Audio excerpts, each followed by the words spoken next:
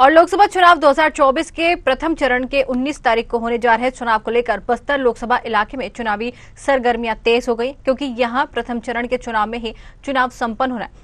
इस लोकसभा में 11 प्रत्याशी अपनी किस्मत आजमा रहे हैं, जिसमें प्रमुख दल कांग्रेस भाजपा के अलावा क्षेत्रीय पार्टियां सहित निर्दलीय उम्मीदवार भी शामिल है। बता दें, बस्तर में लोकसभा के अंतर्गत 8 विधानसभा शामिल है, जिसमें लगभग 15 लाख मतदाता अपने मत का प्रयोग करेंगे। इस बार यहां निर्दलीय प्रत्याशियों की संख्या ज्यादा होने से प्रमुख दल भाजपा व कांग्रेस की मुश्किलें बढ़ गई हैं, क्योंकि आदिवासी बहुल इलाका होने की वजह से सभी निर्दलीय प्रत्याशी अपने अपने इलाकों में वोटरों को प्रभावित करेंगे।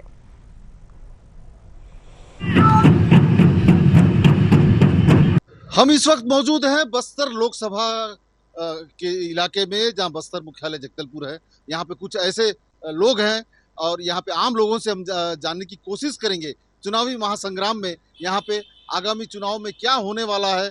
जहां तक देखा जाए, कांग्रेस ने अपने अच्छे कैंडिडेट को नहीं उतारा है। विपक्ष यहाँ कमजोर नजर आ रही है मुझे, और मैं मानता हूँ कि निर्दलीय जितने प्रत्याशी खड़े हैं उनके लिए मेरी शुभकामनाएं हैं। वो अच्छे से मेहनत करें। जीत तो भविष्य के गर्भ में है, लेकिन अपने को मेहनत करते रहना चाहिए, सफलता जरूर मिलेगी। बस्तर के लोग यहाँ से पलायन कर रहे हैं, बाहर जा रहे हैं, और बाहरी लोग बस्तर के अंदर आकर रोजगार कर रहे हैं। तो बस्तर के इन चीज़ों पर देखा जाए, यहाँ पर एनएमडीसी प्लांट भी लगे हुए हैं, लोहे की खदानें हैं, और भी कई चीज़ें हैं।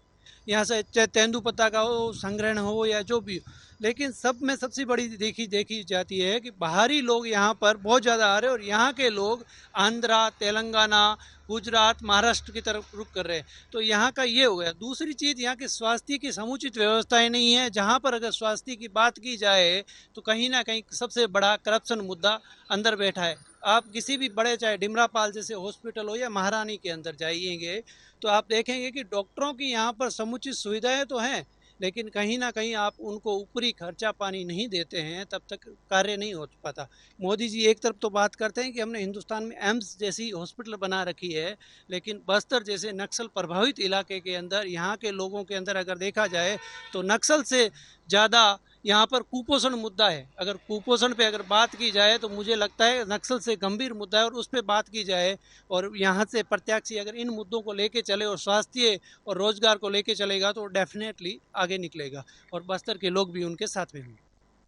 देखिए, मैं आपको बता दूं कि अगर आपको बस्तर लोकसभा चुनाव को समझना है तो आप एक मूवी आई है जिसका नाम बस्तर है। आरा शर्मा ने उसमें एक्टिंग करी है, एक आईजी की। आपको समझना पड़ेगा कि हिंदुस्तान में जब पहली बार रेल की पटरी बिछाई गई थी तो उस समय बस्तर का नाम सबसे आगे था।